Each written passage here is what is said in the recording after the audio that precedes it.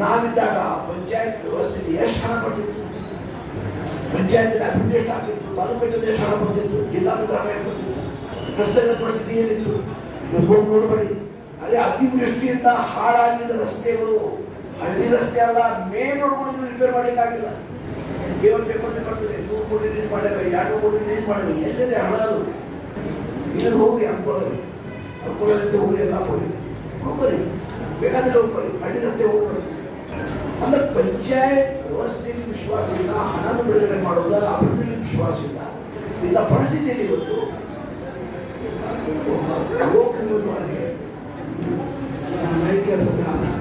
ಸೋನಿಯಾ ಗಾಂಧಿ ಅವರು, ನಾಯಕರಾದ ರಾಹುಲ್ ಗಾಂಧಿ ಅವರು ಇವತ್ತು ನಮ್ಮ ಕಾಂಗ್ರೆಸ್ ಪಕ್ಷ ಜಿಲ್ಲಾಧ್ಯಕ್ಷರಾಗಿ 12-13 ವರ್ಷದಿಂದ ಕೆಲಸ ಮಾಡ್ತಾ ಇದ್ದಾರೆ.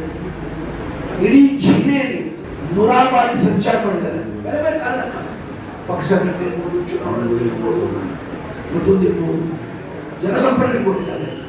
ಹಾಗಾಗಿ ಇವತ್ತು ನಮ್ಮ ಏನು ಅಭ್ಯರ್ಥಿ ಆದರೆ ಒಂದು ಆದರ್ಶವಾದ ಅಭ್ಯರ್ಥಿ, ಪಂಚಾಯತ್ ವ್ಯವಸ್ಥೆಗೆ ಬಲ ಬರುವ ಶಕ್ತಿ, ಸದಿಚ್ಛೆ ಇರುವ ಅಭ್ಯರ್ಥಿ ಅದ. ಕೇವಲ ರಾಜಕೀಯ ಬಲ ಮತ್ತು ಹಣದಿಂದ ಚುನಾವಣೆ ಗೆಲ್ಲಕ್ಕೆ ಸಾಧ್ಯ ಅಂತ ವಿಶ್ವಾಸ ಬಿಜೆಪಿಗೆ. ಜಿಲ್ಲೆಯಲ್ಲಿ ನಮ್ಮ ಬಹುಮತ ಅದೇ, ನಿಮ್ಮ ಬಹುಮತ ಅದೇ ಹೇಳ್ಬೋದು. ನಿಜವಾದ ಬಹುಮತ ಕಾಂಗ್ರೆಸ್ ಪಾರ್ಟಿಗೆ. ಯಾಕಂದ್ರೆ ಈ ವ್ಯವಸ್ಥೆ ವಿಶ್ವಾಸ ಹೊಂದಿದ್ದೇವೆ.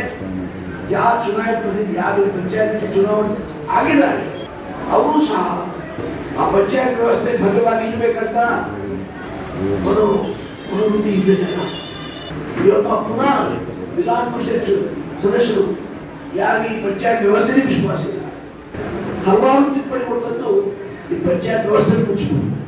ಹಾಗಾಗಿ ಈ ಪಂಚಾಯತ್ ಸದಸ್ಯರು ಅವರು ಪಕ್ಷಕ್ಕೆ ಬಂದಿದ್ದಾರೆ. ನಾವು ಹೇಳ್ಬೋದು ಕಾಂಗ್ರೆಸ್ ದವ, ಬಿಜೆಪಿ ದವ, JDS ದವ, ಪಕ್ಷ ಅಂತ ನಾವು ಹೇಳಬಹುದು. ಲೆಕ್ಕಕ್ಕೆ ಕಾನೂನಂತೆ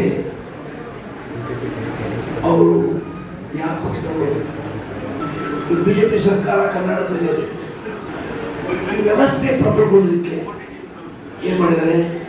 ಚುನಾವಣೆ ಮಾಡಿಲ್ಲ. ಜಿಲ್ಲಾ ಪಂಚಾಯತ್, ತಾಲೂಕು ಪಂಚಾಯತ್ ಚುನಾವಣೆ ಅವರು ಬಂದಾರಲ್ಲ, ಚುನಾವಣೆಗೆ ಅನಾವಶ್ಯಕವಾಗಿ ಹೊಸ ಒಂದು ಕಮಿಷನ್ ಮಾಡಬೇಕು, ಮೀಸಲಾತಿ ಮಾಡಿದ್ದು ಸರಿ ಇಲ್ಲ. ಇಲೆಕ್ಷನ್ ಕಮಿಷನ್ ಮಾಡಿದ್ದು ಕಾಂಗ್ರೆಸ್ ಪಕ್ಷ ಮಾಡಿದ್ದಲ್ಲ, ಯಾರಲ್ಲ, ರಾಜ್ಯ ಚುನಾವಣಾ ಕಮಿಷನ್ ಮಾಡಿದ್ದು ಅಂತ ಹೇಳಿ ಮೆಜಾರಿಟಿ ಬರೆದ ಮೇಲೆ ಎಷ್ಟೋ ವಿರೋಧ ಮಾಡಿದ್ರು ಸಹ ಇವತ್ತು ಚುನಾವಣೆ ಇಲ್ಲ. ಅಂದ್ರೆ ಅವ್ರು ವಿಶ್ವಾಸ ಇಲ್ಲ ಜಿಲ್ಲಾ ಪಂಚಾಯತ್ ವ್ಯವಸ್ಥೆ ಇಲ್ಲ. ಹಾಗಾಗಿ ಯಾರಿಗೆ ವ್ಯವಸ್ಥೆಯಲ್ಲಿ ವಿಶ್ವಾಸ ಇಲ್ಲ, ಪಂಚಾಯತ್ ವ್ಯವಸ್ಥೆಯಲ್ಲಿ ಅವ್ರ ಮತ ಕೇಳುವ ಅಧಿಕಾರ ಇಲ್ಲ. ಈ ಚುನಾವಣೆ ಬಹಳ ಮಹತ್ವದ ಚುನಾವಣೆ. ಈ ದೇಶದಲ್ಲಿ ಪಂಚಾಯತ್ ವ್ಯವಸ್ಥೆಯಲ್ಲಿ ವಿಶ್ವಾಸ ಇದ್ದುದು ಕೇವಲ ಕಾಂಗ್ರೆಸ್ ಪಕ್ಷ.